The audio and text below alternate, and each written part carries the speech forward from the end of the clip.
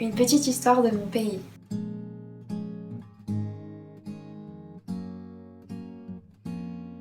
Hey everyone, I'm Chloé, I'm from France. So I bring you something typical from France.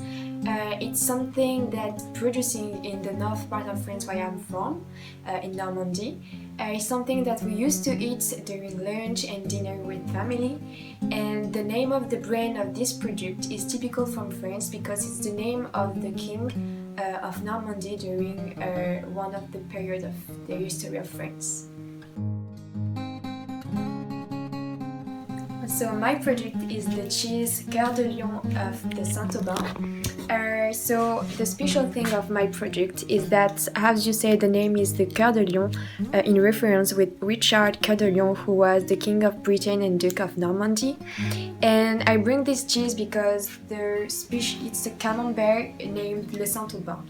And this is the name of the city where I grew up when I was young, where I spent all my holidays with my grandmother and grandfather.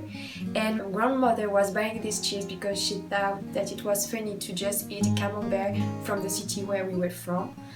So that's why I bring it, because I thought that camembert was typical of France and it was a cheese typical from the country where I was born and where all my family was living and where I spent all my holidays when I was a child. Une histoire intéressante sur mon pays.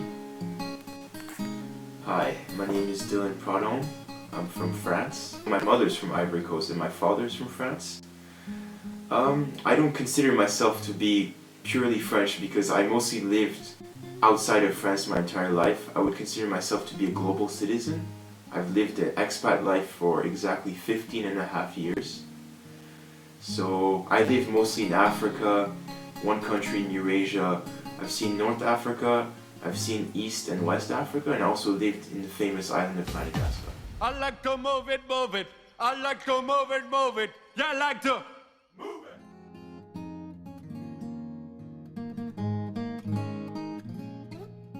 The thing I'm going to present is something very unique to me and very special. Like in my French culture, it's something that's very known that you would understand once you see it. But to me, it's important. It's a type of food. So the item I'm going to present to you guys today is called Chaume, le fondant authentique. It's one of my favorite cheese. I like it because I can always find it abroad, and when I can't, this is like one of my go-to cheese when I go back home to France every summer, wherever I go, wherever I am in the world. So this cheese to me is very particular because it's very soft.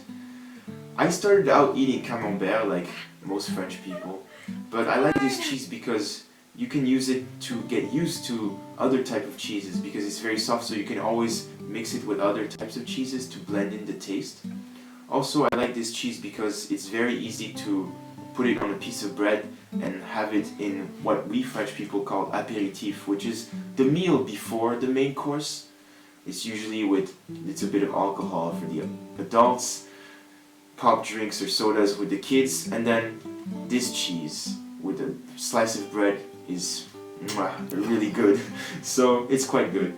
Other characteristics about this cheese, other than it's a fondue type of cheese, so it melts very easily. It doesn't have a very strong taste. So chefs actually like to use this cheese in like restaurants because they can always add various things to it. It's very variable. You can do many things with this type of cheese. It doesn't have a strong, unique taste like other cheese like camembert or reblochon or emmental or other things like that. So it's very different. That's why I like this cheese. Can you tell us about how to differentiate soft cheese and hard cheese? When will you eat soft cheese and hard cheese? Hard cheese has a different process of pasteurization, but like mostly because as a consumer you don't really know about these type of things. It's just what it says on the label and also the taste. Hard cheese will definitely have less of a bland taste, so it would be more strong generally. Mm-hmm.